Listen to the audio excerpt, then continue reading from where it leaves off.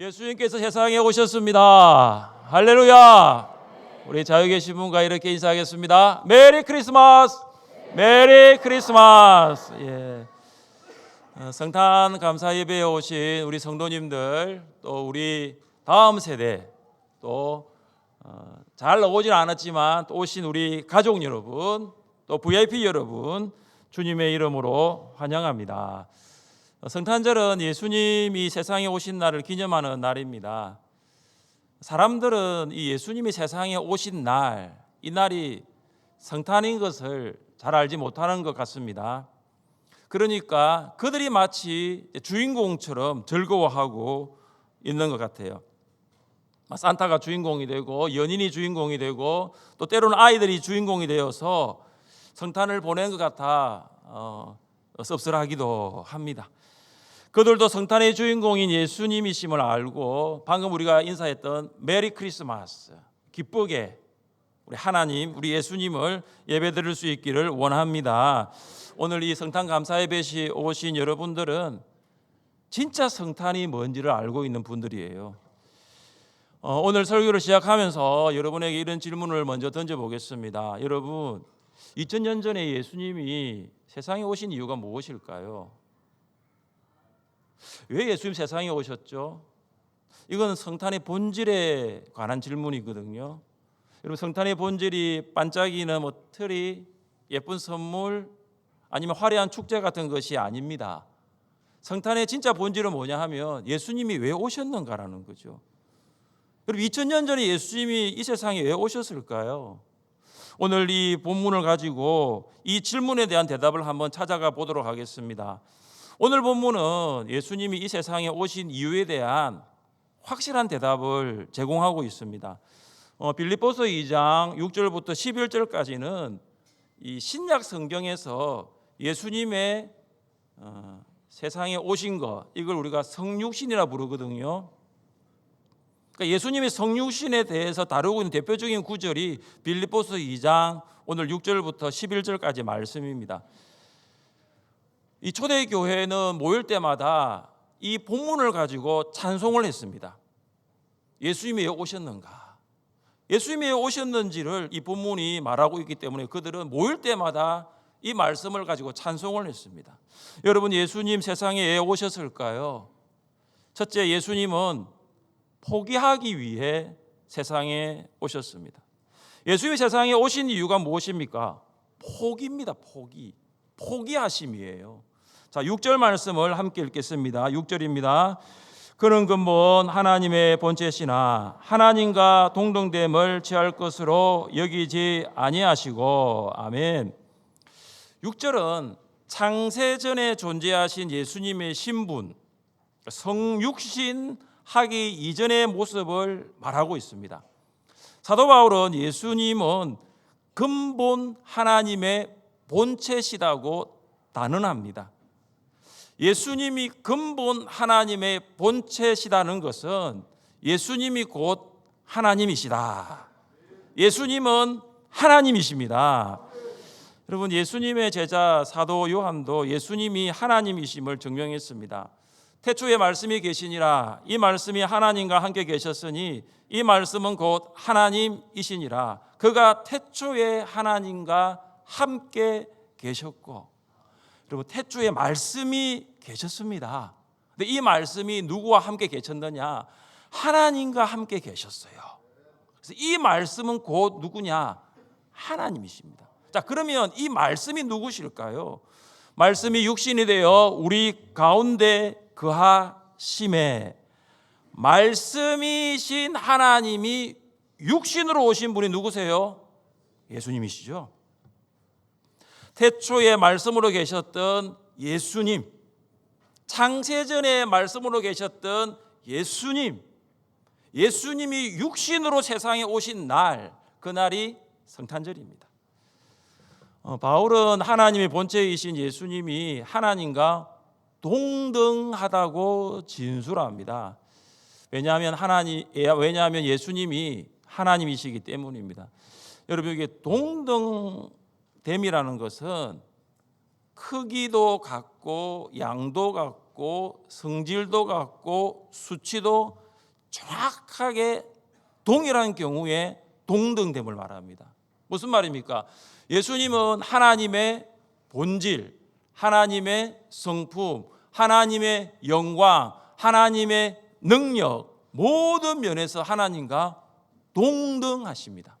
자, 그런데 하나님과 동등하신 예수님이 하나님과의 동등됨을 취하지 않으셨습니다. 하나님과 동등되신 예수님이 하나님의 동등됨을 붙잡지 않으셨습니다. 하나님과의 동등됨을 집착하지 않으셨습니다. 하나님과의 동등됨을 기꺼이 포기해버립니다. 여러분, 예수님이 하나님과의 동등됨을 포기하셨다라는 거 우리가 어떻게 알 수 있을까요? 예수님의 기도를 보면 알 수 있습니다. 십자가의 죽음을 앞두신 예수님이 이렇게 기도하셨습니다. 아버지여, 창세전에 내가 아버지와 함께 가졌던 영화로서 지금도 아버지와 함께 나를 영화롭게 하옵소서. 아버지, 창세전에 내가 아버지와 함께 누렸던 그 영광, 지금 33년 동안은 그 영광이 잠시 포기되었지만 그 영광을 아버지 앞에서 다시 회복시켜 주옵소서. 예수님은 33년 세상에 살면서 창세전에 하나님과 누렸던 영광을 포기하셨어요. 예수님의 이 포기, 예수님이 하나님 영광을 포기한 이 사건, 이걸 성탄인데 우리는 이걸 보면서 그러면 나는 무엇을 포기할 수 있을까? 우리는 어디까지 포기할 수 있는지를 잘 보여주고 있습니다. 예수님은 하나님의 영광을 포기해버렸어요. 창세전 영원전부터 하나님과 함께 계셨던 그 영광을 예수님은 포기해버리신 거예요. 사랑하는 성도 여러분, 우리는 예수님이 하나님의 영광까지 포기하신 것을 보면서 내가 포기하지 못한 것은 무엇일까 생각해 볼 수 있습니다. 나는 포기하지 못하고 아직도 붙잡고 있는 것은 무엇일까? 나는 포기하지 못한 채 무엇에 집착하며 살고 있는가? 나는 포기하지 못하고 내려놓지 못하는 것은 무엇일까? 이것을 성탄절에 생각해 보는 것입니다. 하나님의 영광을 포기하고 이 땅에 오신 예수의 모습을 보면서 나는 무엇을 포기할 수 있을까? 내가 지금 내려놓을 수 있는 것은 무엇일까? 내가 그토록 집착하며 살아가고 있던 거, 이거 내가 왜 내려놓지 못하고 있을까? 그걸 성탄절에 한번 생각해 볼 수 있는 것입니다. 알렉산더 왕이 이끄는 군대가 이제 페르시아와 싸우기 위하여 이제 전진하고 있었습니다. 그런데 이 알렉산더의 이 군인들이 보니까 마치 전쟁을 다 치르고 패배한 것처럼 힘없이 행군을 하고 있었어요. 왜 군대가 이렇게 힘없이 행군을 하고 있는가 한번 보니까 이유가 다른 것이 아닙니다. 이미 많은 전쟁에서 취하였던 얻었던 그 노획물을 그걸 가지고 가니까 빨리 가지 못하는 거죠. 힘이 없는 거죠. 그 많은 노획물을 가지고 이제 전쟁을 하러 가는 거예요. 그때 알렉산더가 말합니다. 그 모든 것을 모아다가 다 불태워버려라. 그러니까 군인들이 어떻습니까? 불만이 많죠. 이걸 우리가 어떻게 해서 얻은 건데 이걸 다 불태워버리니까. 결국 그들이 페르시아의 전투에서 승리를 하게 됩니다. 무슨 말입니까? 포기해야 이길 수 있는 거예요. 내려놓아야 승리할 수 있는 거예요. 내가 집착하고 있는 것을 내려놓을 때 그때 진짜 승리가 오는 거예요. 여러분, 예수님의 세상에 오신 이유가 무엇입니까? 포기하기 위해 오셨어요. 예수님이 만약 하나님의 영광을 포기하지 않으셨다면 세상에 오지 못하셨습니다. 예수님이 하나님의 영광을 포기하지 못하셨다면 우리는 구원받지 못했을 것입니다. 예수님이 하나님의 영광을 포기하지 못하셨다면 우리는 여전히 죄와 사망의 권세에서 노예로 살아가고 있었어요. 우리는 이 자리에 모여서 예배를 드릴 수 없습니다. 예수님이 하나님의 영광을 포기하셨기 때문에 우리가 이 자리에 오게 된 거예요. 하나님의 영광을 포기하신 예수를 만난 제자들은 그물을 포기합니다. 하나님의 영광을 포기하신 예수를 만난 제자들은 자기의 배를 포기합니다. 하나님의 영광을 포기하신 예수를 만난 성도들은 시간을 포기하고 물질을 포기하고 심지어 생명까지도 포기하는 거예요. 왜 그렇습니까? 포기하지 아니하면 승리할 수 없기 때문입니다. 세상의 시간을 포기할 때 영원한 시간을 얻을 수 있는 줄 믿습니다. 세상의 물질을 포기할 때 천국의 부유함을 얻을 수 있는 줄 믿습니다. 육체의 생명을 포기할 때 영혼을 선물로 받는 줄 믿습니다. 사랑하는 성도 여러분, 무엇에 집착하며 살아가고 계세요? 무엇을 아직도 포기하지 못하고 있습니까? 여러분이 지금 집착하고 있는 것을 포기하지 못하면 진짜 구원받은 성도로서 살아가는 것 아니에요. 내가 집착하고 있는 거 포기하면 그때 진짜 구원받은 성도로 살아가는 것입니다. 여러분이 집착하고 있는 것을 포기할 때 죄와 사망의 권세에서 승리하게 될 줄 믿습니다. 사랑하는 성도 여러분, 예수님이 하나님의 영광을 포기하셔서 이 땅에 오셨습니다. 우리 모두도 내가 가지고 있는 것, 내가 집착하고 있는 것, 내가 붙들고 있는 것을 다 내려놓고 예수님이 이 땅에 오신 그 이유에 따라서 우리도 함께 살아갈 수 있기를 주님의 이름으로 축복합니다. 둘째, 예수님 왜 오셨을까요? 예수님은 낮아지기 위해 세상에 오셨습니다. 예수님 세상에 오신 이유는 낮아지심입니다. 우리 7절 말씀을 함께 읽겠습니다. 7절입니다. 오히려 자기를 비워 종의 형체를 가지사 사람들과 같이 되셨고. 아멘. 7절에 아주 독특한 동사가 하나 나오는데 그것이 뭐냐면 비워입니다. 비워. 이 세상에 성육신하신 예수님은 자신을 비우셨습니다. 자신이 무엇을 비웠을까요? 앞서 말씀드린 것처럼 성육신 이전에 하나님의 영광을 비우셨습니다. 예수님은 하나님으로서의 권리와 권위를 비우셨습니다. 예수님은 하나님으로서의 영원한 부요함을 비우셨습니다. 그러나 예수님이 하나님의 영광, 하나님의 권리, 하나님의 부요함을 비우는 것으로 끝나지 않고 가지신 것이 있어요. 그것이 무엇입니까? 종의 형체를 가지사. 예수님이 성육신하여 인간이 되셨을 때에 종의 형체를 취하였습니다. 여기 종은 예수님의 낮아지심을 말합니다. 성육신하신 예수님은 예루살렘 왕궁의 왕자로 오지 않으셨습니다. 성육신하신 예수님은 예루살렘 부자의 아들로 태어나지 않으셨습니다. 성육신하신 예수님은 학식 있는 율법학자의 아들로 오시지 않으셨습니다. 예수님은 인간의 형체가 아니라 종의 형체를 가지셨습니다. 예수님은 갈릴리 나사렛의 가난한 목수의 아들로 태어나셨습니다. 예수님이 태어나 누이신 곳은 구유였습니다. 첫 아들을 낳아 강보로 쌓여 구유에 누였으니 이는 여간에 있을 곳이 없음이러라.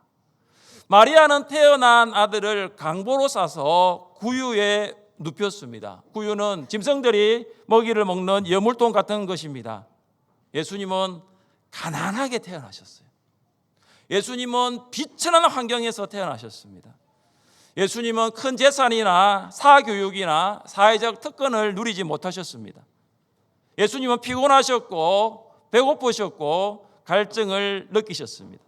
예수님은 눈물을 흘리셨고 배신과 배반의 고통을 당하셨습니다. 왜냐하면 이것이 종의 삶이기 때문입니다.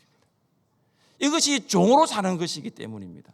그래서 예수님은 이렇게 말씀하셨습니다. 우리 같이 한번 읽어보겠습니다.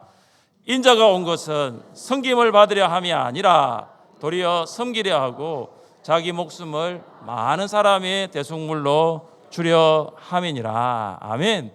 인자가 온 것은, 내가 온 것은, 예수님이 말씀하시는 거예요. 내가 온 것은 섬김받기 온 것이 아니다. 나는 섬기기 위해서 왔다. 나는 종으로 섬기기 위해서 왔다라고 말씀하고 있는 것입니다. 여러분, 섬기려면 낮아져야 합니다. 낮아지지 아니하면 섬길 수가 없습니다. 이스라엘 베들레헴에는 예수님 탄생교회가 있습니다. 베들레헴 시내에서 남쪽으로 8km 떨어진 곳에 위치한 예수님 탄생교회는 세계에서 가장 오래된 교회 중에 하나로서 예수님이 여기에서 태어나셨다, 그 탄생 장소에 지어졌습니다. 십자가 모양으로 건축된 예수님 탄생교회 규모는 길이 52m, 굉장히 크죠. 길이 52m, 넓이 24m입니다. 그런데 길이 52m, 넓이 24m의 이 큰 교회를 들어가는 출입문은 얼마나 될까요? 높이 1.2m, 폭 80m. 사진으로 한번 만나보겠습니다. 교회 높이, 이 넓이, 이 길이에 비해서 교회의 출입문은 정말 작습니다. 높이가 1.2m예요. 아마 1.2m면 우리 초등부 누구와 같을지 모르겠네요. 높이 1.2m. 실제 감사하게도 2019년도에 여기를 갔어요. 갔는데 그 사진을 올리려고 하니까 사람들이 너무 많아. 제대로 찍은 게 없더라고요. 그 인터넷에는 예수 탄생교회 이렇게 치면 됩니다. 그래서 저는 예수 탄생교회 하니까 좀 그래서 제가 예수님 탄생교회라 그랬거든요. 1.2m밖에 안 돼요. 그리고 80cm밖에 안 돼요. 들어가려고 하면요, 저는 이제 1m 20보다는 크니까 이렇게 서서 못 들어갑니다. 어떻게 들어갑니까? 허리를 굽혀야 돼요. 허리를 진짜 굽혀야 됩니다. 그리고 고개를 숙이게 됩니다. 그래야 그 교회 안으로 들어갈 수 있는 거죠. 그래서 예수님 탄생교회의 이 입구의 문을 뭐라고 부르냐면 겸손의 문이라 불립니다. 겸손의 문. 그래서 여러분, 왕도 이 문을 들어가려고 하면은 허리를 굽히고 고개를 숙여야 돼요. 장군도 마찬가지예요. 어떤 사람이라도 이 문을 이 교회로 들어가려고 하면요, 숙여야 되는 거예요. 낮아져야 되는 거예요. 여러분, 오늘 교회 들어오실 때 어떻게 들어왔습니까? 우리 교회 문은 1.2m가 아니니까 고개를 숙일 필요가 없겠지만 우리가 항상 교회를 들어올 때 어떤 마음으로 들어와야 되느냐? 낮아짐의 마음, 겸손의 마음으로 들어와야 됩니다. 그런데 세상이 요구하는 것은 낮아짐이 아니라 높아짐입니다. 프랑스 파리 시내 북서부 샤를 드골 그 광장 중앙에 가면 개선문이 있습니다. 여러분, 개선문은 프랑스군의 영광과 승리를 기념하기 위하여 나폴레옹에 의해서 건립되었습니다. 개선문 하나 보겠습니다. 그런데 개선문 높이가 얼마냐? 50m입니다. 50m. 개선문이 50m고 폭은 45m예요. 여러분, 비교되시죠? 예수님 탄생교회의 문 높이는 1.2m인데 개선문은 높이가 50m고요. 그리고 예수님 탄생교회 폭은 80cm인데 이거밖에 안 돼요. 80cm. 개선문의 폭은 45m예요. 전쟁 영웅들은 이 개선문 아래로 행진합니다. 프랑스의 국민이라면 이 개선문 통과하는 게 꿈이 아닐까요? 프랑스의 군인이라면, 프랑스의 장군이라면 그 개선문을 통과하는 것이 비전이었을 것입니다. 사랑하는 성도 여러분, 예수님을 믿는 성도들이 지나가야 할 문은 이스라엘 베들레헴에 있는 겸손의 문일까요? 프랑스 파리에 있는 개선문일까요? 둘 다 이렇게 때로는 목사님 겸손의 문도 들어가야 되지만 좀 넓은 문도 때로는 들어갈 필요도 있더라고, 이렇게 생각하시는 분이 있을지 모르겠지만 예수님께 제자들에게 뭐라고 말씀하셨습니까? 같이 한번 읽어보겠습니다. 좁은 문으로 들어가라. 멸망으로 인도하는 문은 크고 그 길이 넓어 그리로 들어가는 자가 많고 생명으로 인도하는 문은 좁고 길이 협착하여 찾는 자가 적음이라. 아멘. 예수 믿는 성도가 들어가야 할 문은 넓은 문이 아니에요. 좁은 문입니다. 왜냐하면 좁은 문이 생명문이에요.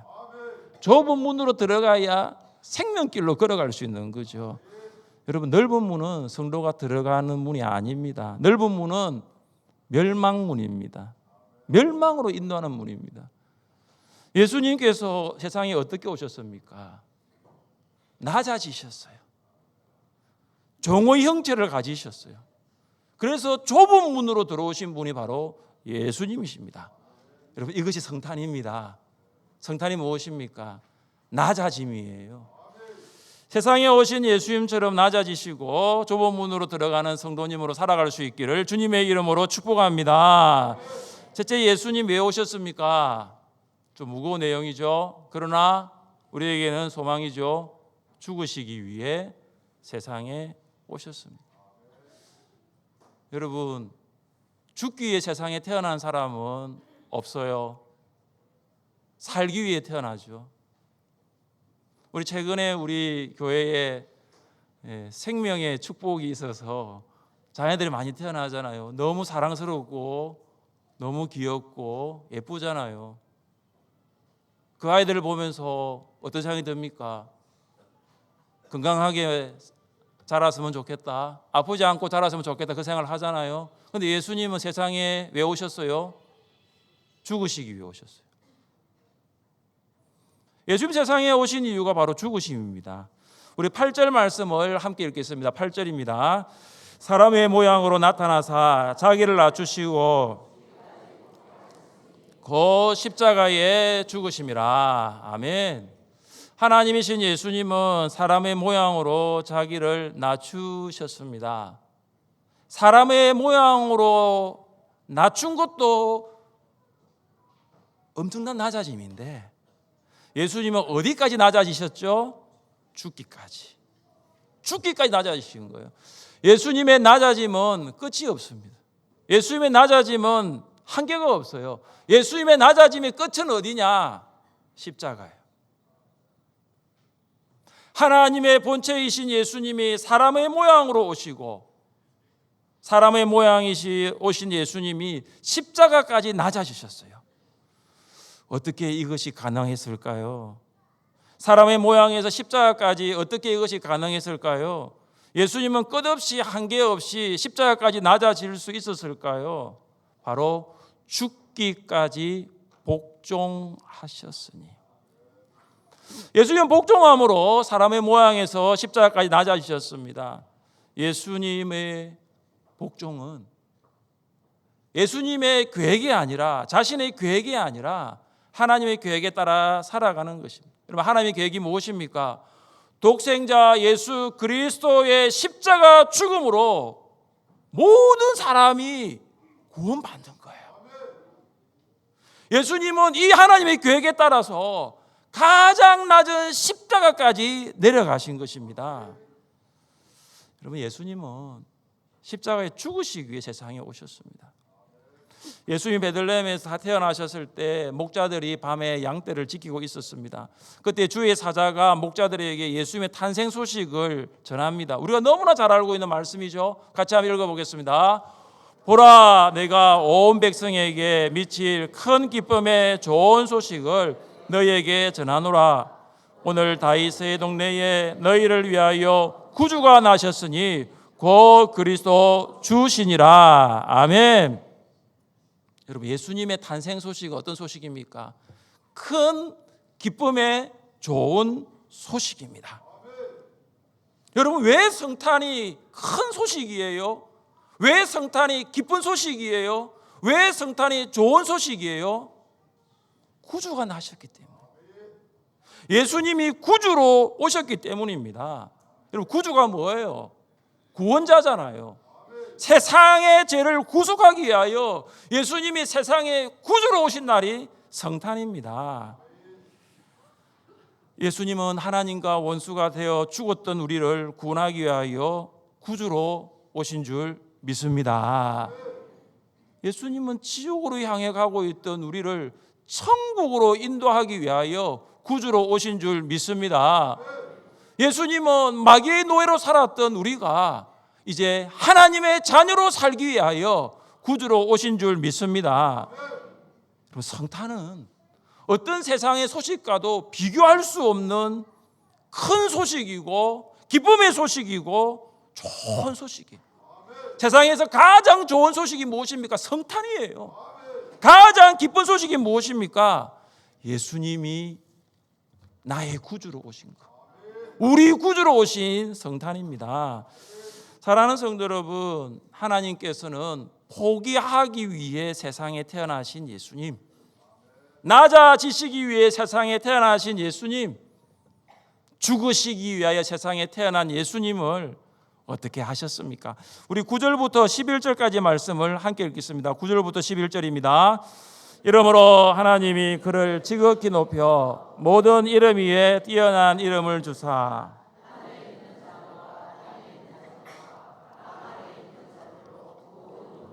예수의 이름에 꿇게 하시고 모든 입으로 예수 그리스도를 주라 시인하여 하나님 아버지께 영광을 돌리게 하셨느니라. 아멘.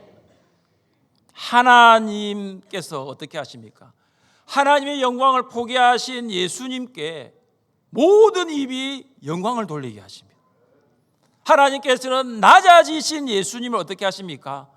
높여주십니다. 모든 이름 위에 뛰어난 이름을 주십니다. 그 이름이 무엇입니까? 주입니다. 주는 예수 그리스도의 새로운 이름입니다. 여러분, 주, 로드, 이 주가 어떤 말입니까? 주권적 통치, 사람과 재산에 대한 지배와 소유를 말할 때 주라고 합니다. 성도가 예수님을 주로 고백하면 예수님은 성도의 생명, 성도의 재산을 지배하시는 거예요. 성도의 생명도 나의 소유도 모두 예수님의 소유고 예수님이 주인이라는 거예요. 여러분, 그래서 예수님을 주로 고백하면 우리에게 무엇이 있습니까? 예수님 우리를 다스리십니다. 여러분, 예수님을 주로 고백하시면 예수님께서 여러분의 가정을 다스리는 줄 믿습니다. 여러분의 직장, 여러분의 일터, 여러분의 자녀 다스리시는 거죠. 왜냐? 주님이 주인이시니까. 사랑하는 성도 여러분, 우리는 오늘 성탄 감사 예배로 모였습니다. 성탄의 주인공은 예수님이시니 우리도 예수님처럼 포기하고 낮아지고 죽기까지 복종할 수 있기를 바랍니다. 사실 오늘 설교는 쉽게 이해할 수 없을 뿐만 아니라 또한 쉽게 적용할 수가 없는 부분입니다. 그러나 우리 교회를 다스리시는 성령께서 우리에게 이렇게 명령하시는 거예요. 5절 말씀이죠. 너희 안에 이 마음을 품어라. 곧 그리스도 예수의 마음이니. 예수님처럼 포기하고 예수님처럼 낮아지고 예수님처럼 죽어질 때 하나님께 영광 돌릴 수 있기를 바랍니다. 우리가 예수님처럼 포기할 때 그때 영혼이 살아납니다. 우리가 예수님처럼 낮아질 때 그때 영혼이 구원받습니다. 우리가 예수님처럼 죽어질 때 영혼이 예수님을 주로 고백합니다. 설교를 마무리하면서 사진 한 장을 보여드리겠습니다. 이제는 제대로 떴습니다. 네, 아마 지워진 것 같아요. 이 사진은 어떤 사진이냐? 지난 주일 그 미얀마 다웅뼈 교회에서 성탄 전도 잔치 사진이에요. 다웅뼈 마을의 주민이 한 600명 정도가 지금 살고 계신데 이날 한 500명의 마을 주민들이 참석했답니다. 그 다음 사진 한번 보여주세요. 바깥에서 식사하는 모습이고요. 500명의 주민이 와서 복음을 들었어요. 어떤 복음을 들었겠습니까? 예수님이 바로 주이시다. 예수님이 바로 여러분의 구주이시다. 이 메시지를 들었습니다. 김선모 선교사님이 이런 글을 남겼어요. 여러분, 500명의 마을 주민을 대접하려고 하면은 다운뼈교회 성도들이 얼마나 수고 많았겠습니까? 이런 글을 남겼어요. 다운뼈 성도들이 얼마나 열심인지요. 저들의 마음에 구령의 열정이 점점 커져가고 있습니다. 제가 이 사진을 보면서 맞다. 저것이 바로 성탄절답게 보내는 것이지. 성탄절은 하나님의 영광을 포기하고 사람의 모양까지 낮아지고 십자가에서 죽으시고 부활하셔서 우리의 구주가 되신 예수님을 전하는 날이에요. 그래서 오늘 여러분에게 2개의 성탄 쿠키를 나누어 드립니다. 여러분, 한 개는 여러분에게 드리는 선물입니다. 다른 한 개는 성탄의 큰 기쁨에 좋은 소식을 전하고 싶은 VIP를 위한 선물입니다. 꼭 전해주시기를 바랍니다. 식사 후에 1시 10분에 일산 해수욕장 사거리 다이소 앞으로 이동해서 성탄 전도를 할 예정입니다. 우리 제자반에서 우리 선물을 아주 정성스럽게 준비해 주셨어요. 찬양하면서 성탄의 큰 기쁨에 좋은 소식을 전할 수 있기를 바랍니다. 우리 예수님 말씀하셨습니다.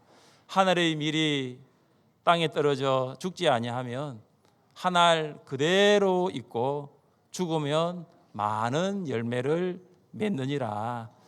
예수님처럼 포기하고 낮아지고 죽어져 우리를 통해서 많은 구원의 열매들이 맺어질 수 있기를 주님의 이름으로 축복합니다. 우리 일어나셔서 함께 찬양합시다.